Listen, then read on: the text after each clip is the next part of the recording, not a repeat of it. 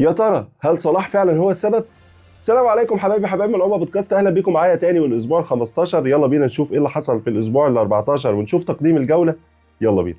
المباراة الأولانية الجانرز على موعد مهم جدا بالنسبة لهم قدام الأستون فيلا في الفيلا بارك. الفيلنز قدروا إن هم يعملوا كامباك عجيب جدا ويكسبوا 3-2 في المباراة اللي فاتت، رغم إن المفروض إنهم أصلا كانوا مرشحين للمباراة دي، لكن اتأخروا في النتيجة. وقدر أوناي إمري بالتغييرات ويعني بالضغط اللي عمله إن هو يعود تاني للمباراة ويكسب 3-2 ويحصل على الثلاثة نقاط. الفيلنز في عندهم مشاكل دفاعية بتحصل دايما وحالة توهان، مشاكل بدون مينجز المصاب مازال في الفيلنز.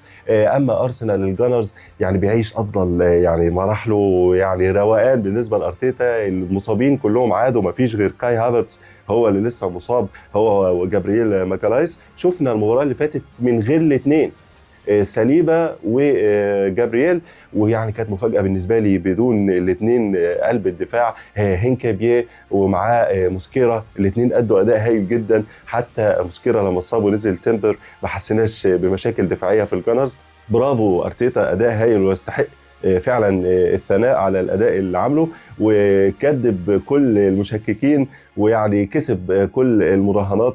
ما زال الفرقه بتقدم مباريات وجداره واستحقاق الصداره. هنشوف المباراه دي بالنسبه له. ميرينو بيقدم مستويات هايله، بدماغه بيلعب، برجليه بيلعب، وبيقدر ان هو يتحرك رغم بطئه. بعض الناس بتتكلم على البطء، لكن هو قادر ان هو يستخدم جسمه والقامه الطويله في حاجات كتيره، بيتحرك بسرعه. صحيح هو مش بتاع سبرنتات لذلك ما بيلعبش على الاجناب، فاي حد بيتكلم عن بطء يعني ميرينو قول له ركز بس في الارقام اللي بيعملها ميرينو قبل ما تتكلم عن البطء.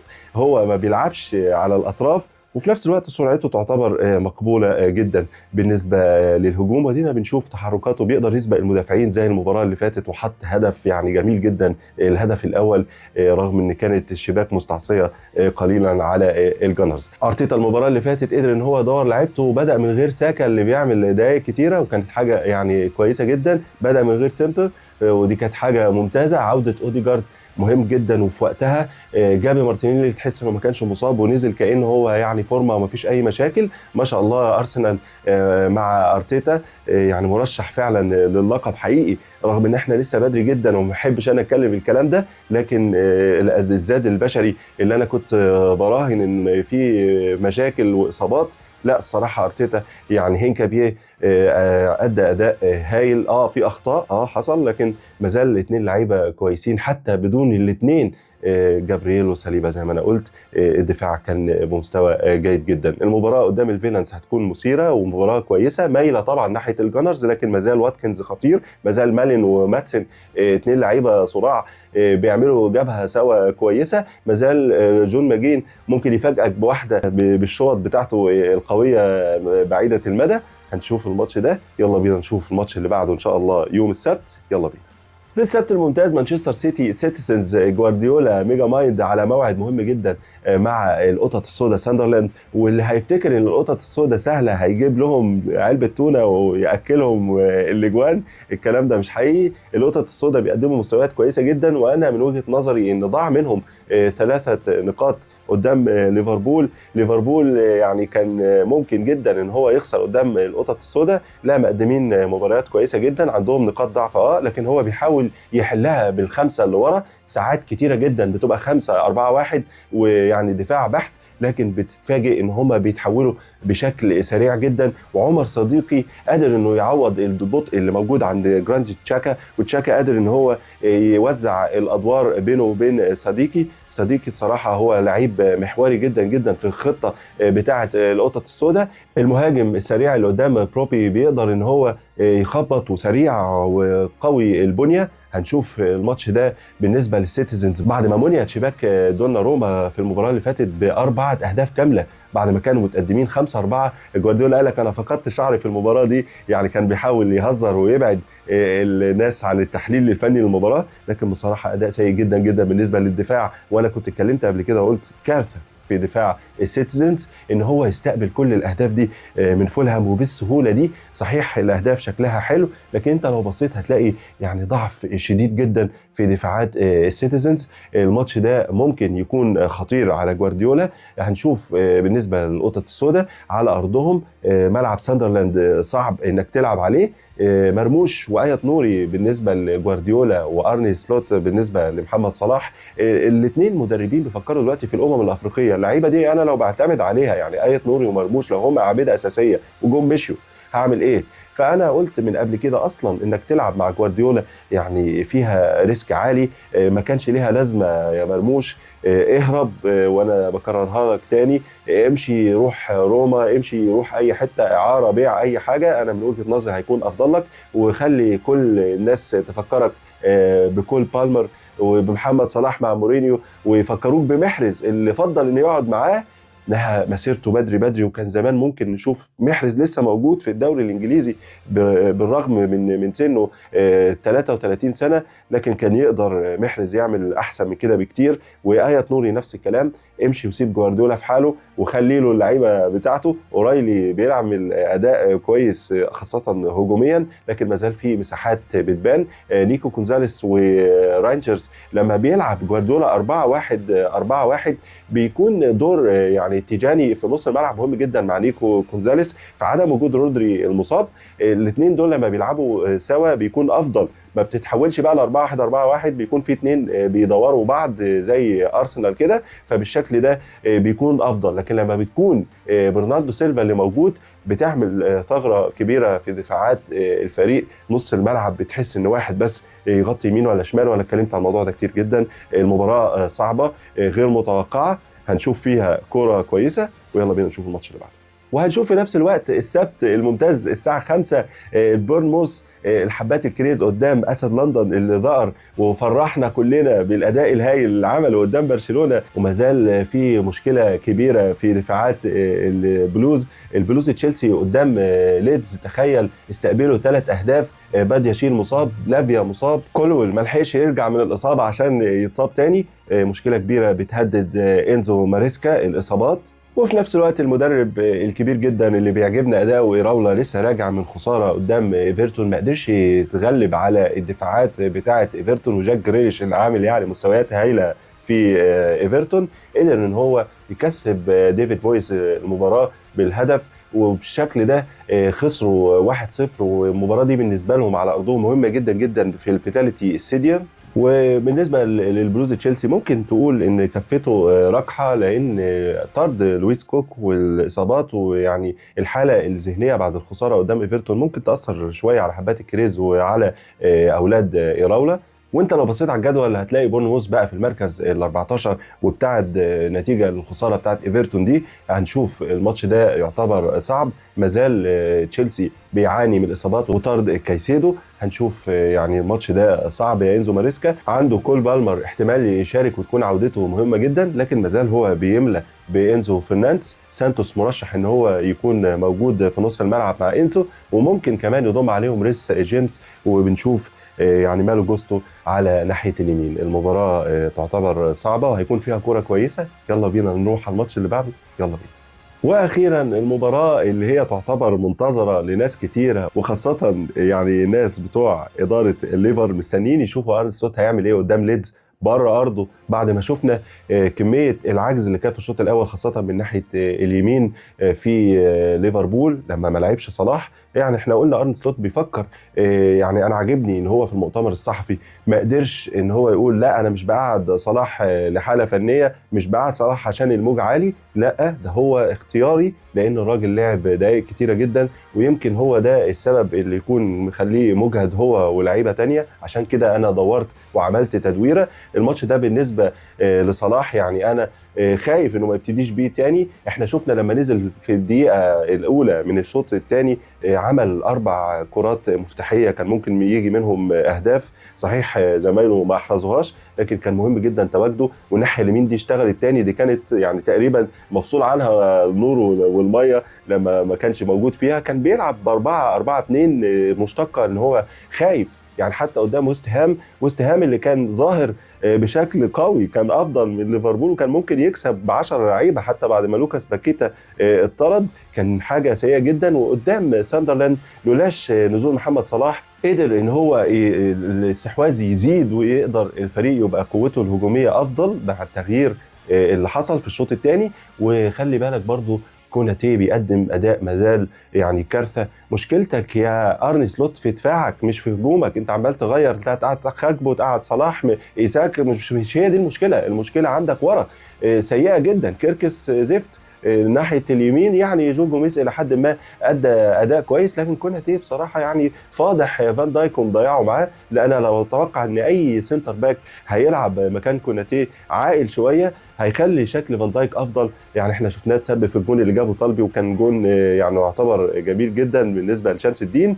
نتمنى ان الماتش ده ارن سلوت يراجع نفسه، وموضوع 4-4-2 دي يفكر فيها انك انت مطالب انك انت تبقى على الاقل في التوب فور. احنا دلوقتي ما بنتكلمش على سباق الدوري، يعني الناس طبعا بتطالبك انك تاخد الدوري، لكن انا من وجهه نظري التحدي الاكبر بالنسبه لك انك تبقى في التوب فور في نهايه الموسم. موضوع الدوري اعتقد بالزاد البشري ده والميركاتو الشتوي مش عارف برضو ايه خياراتك، ممكن تخشوا بشكل ايه بعد ما صرفت كل الفلوس دي. اداره الريدز هتعمل معاك ايه؟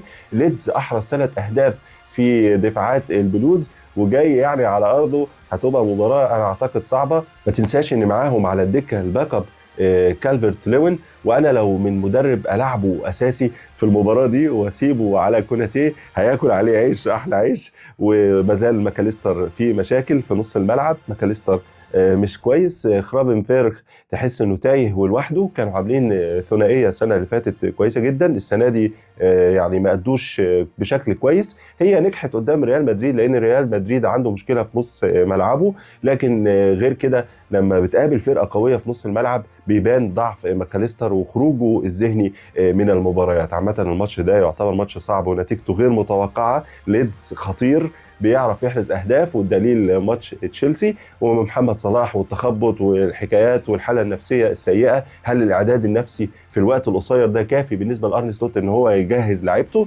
وموضوع التفكير في افريقيا ممكن يكون بيخليه يحاول يشوف بدايل لو محمد صلاح مش موجود هيعمل ايه. يلا نروح على الماتش الاخير، مانشستر يونايتد.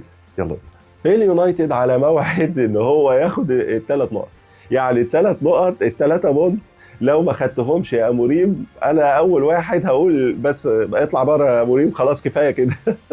اداء كويس لكن مازال بيستقبل اهداف وما قدرش حتى ان هو يكسب ويست هام. يعني ويست هام كان قريب وقدر ان هو يتعادل مع اليونايتد. الشياطين الحمر ادوا بشكل كويس خاصه في الشوط الاول، لكن مازال في سوء حظ، وفي كمان يعني مش موضوع عدم توفيق، في كمان تحس ان في حاجه ناقصه في حلقه، يعني في نص الملعب في حلقه مفقوده، تحس ان ناقص واحد، في مشكله مش عارف هي فين بالظبط. لكن المفروض اموريم هو اللي يعرف. انت عندك مشكله بالنسبه لبرونو فرنانديز اللي ما بيدافعش بشكل كويس. كاسيميرو ماشي بيأدي كويس وشغال، لكن مازال برضو موضوع انك انت راكن اوجارتي وما بتبداش بكوبي مينو. الاثنين المفروض لازم تستخدمهم، لازم. انا عارف انك بتلعب دقايق اقل من كل الفرق الكبيره لانك مش مشارك في اي بطوله بعد ما خرجت من الكاس، لكن برضو لازم تاخد بالك، التدوير مهم جدا. انت كاسيميرو ممكن يطرد في اي وقت، ياخد تجميعة انذارات ما يبقاش موجود، هتعمل ايه؟ فلازم يكون في بدايل. في الدفاع انا مبسوط انك نزلت الشاب الصغير الاسمراني، لكن مازال عندك نقاط ضعف ولازم تهتم قوي بالحته اللي هي في الاطراف واتكلمنا عنها. لوك شو بيقدم اداء كويس. نصير مزراوي يعني عودته انا مبسوط بيها جدا ان هو بيلعب في القلب، لكن برضو محتاجين احسن من كده يا نصير. وجود دالو الاثنين هو بيدور على ايه؟ ان يبقى الاثنين دول ممكن يقلبوها 4-4-2 بسهوله، ان الاثنين دول اصلا يعتبروا مدافعين. يعني دييجو دالو مش لاعب نص ملعب، هو بيلعب بيه في نص الملعب بحيث ان هو يقلبها لما بيكون الكره مع الفريق المنافس. ديالو مهم جدا وجوده، يعني شكل اليونايتد مازال كويس وما خسرش. يعني برضو خلي بالك نقطه مهمه، هو ما خسرش، والمطارق لسه عاملين اداء كويس قدام ليفربول، وكانوا قاب قوسين او ادنى ان هم يكسبوا المباراه هناك في انفيلد.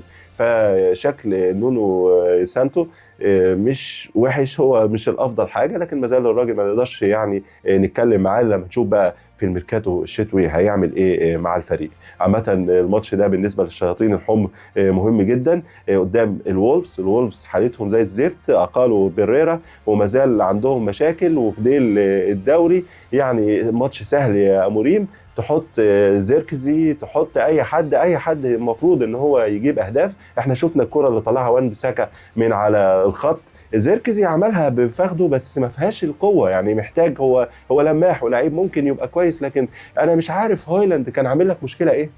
يعني هويلاند المتألق في الدوري الإيطالي ده كان عامل لك إيه؟ عامة هنشوف الماتش ده شكله صعب على أموريم، لكن على الورق في منتهى السهولة. الولفز أي حد رايح جاي بيكسبهم، لو استأسدوا عليك وقدروا ان هم ياكلوا الشياطين الحمر خاصه المباراه على ارضهم، انا يعني نبتدي نتكلم على يعني انذار وموضوع اقاله بالنسبه لاموريم. انا كده بالنسبه للدوري الانجليزي والاسبوع ال 15 كان خلصت كلامي، لكن عندي كلمتين صغيرين خالص يا كابتن حلمي طولان، يا كنت رمز دايما للاخلاق يعني الرزانه والعقل. ايه التصريحات الغريبه دي؟ انت ده وقت تطلع تقوله في الكلام ده؟ يعني حاجه غريبه جدا. انت داخل كمان كام يوم على الدوره بتاعه افريقيا وانت يا ريتك بتعمل اداء كويس، ده انت متعادل مع منتخب الكويت، مع احترامنا طبعا لاخواتنا والمنتخب الكويتي، لكن الفرق المفروض يكون كبير جدا بين المنتخبين نظرا للدوري والاحتكاكات في اسيا. منتخب الكويت منتخب بيحصل له يعني اعداد لسه ولسه بيتبني، واحنا عارفين ان الفرق في التصنيف كبير جدا. انت بتلعب بناشئين تحت ال40، انا مش عارف ليه ما طلبتش ضمي، انا مش بعيد يعني عن في نص الاربعينات، خدني معاك في المنتخب من السليله للنني لقفشه. وبعدين فين اللعيبه الصغيره؟ انت خلي بالك الفرقه اللي بتلعبها كلها رديف الانديه، واللعيبه الصغيره اللي هم عايزين يطوروها. كاس العرب كان المفروض نستفاد منه زي ما كنا مستفيدين منه مع كيروش، وشفنا لعيبه كتيره. ولو تفتكروا لما كنا بنعمل البودكاست ويعني التحليل اللي انا كنت عامله على كيروش، مصر كلها كانت بتشتم فيه وقتها، الوقت بقى حلو، لكن انا كنت من وقتها بتكلم على كارلوس كيروش وبقول قد ايه هو نجم كبير وقدر انه يصنع الجيل الذهبي اللي قبل جيل كريستيانو على طول، النجوم الكبيره اللي كانت في البرتغال. عامه مش عايزين نبعد كتير، انت ما تطلع تقول مدرب منتخب مصر قبل البطوله بكام يوم ما بيعرفش وما بيعملش وما بيفهمش ومش دارس، ده كلام ما ينفعش يتقال خالص. هل في حد زقك تقول الكلام ده؟ الحمله الاعلاميه غريبه جدا جدا جدا. سيبك من اي حاجه، حاول تبقى محايد وتبص. طول عمرنا منتخب مصر لما بيمسكوا مدرب وطني بيحصل عليه الهجمه دي. انا نفسي اعرف ليه مش عايزين نسيب الراجل يشتغل. حسام وابراهيم، كابتن حسام كابتن ابراهيم، يا ريت ما تطلعوش في الاعلام، يا ريت ما تتكلموش خالص، تعينوا متحدث اعلامي هو اللي يتكلم عن منتخب مصر، وكفايه مشاكل، ويا ريت ما تردوش على حد وركزوا في المعسكر بتاعكم. ورب ضاره نافعه زي ما بعض الناس بتقول، مرموش وصلاح ما بيعتمدوش عليهم في فرقتهم، هيسيبوه لكم براحتكم. يعني هنشوف. بالنسبه لمنتخب مصر اتمنى له كل التوفيق ولكل المنتخبات العربيه المشاركه في المغرب، ويعني انا متاكد ان المغرب هتقدر انها تعمل يعني اداء هايل وتنظيم هيفاجئنا كلنا في البطوله الافريقيه. اتمنى لكم مشاهده سعيده. معايا محمد القاضي، ما تنسوش ان التحليل في ملعوبه بودكاست غير. اشوفكم على خير. محمد القاضي، سلام.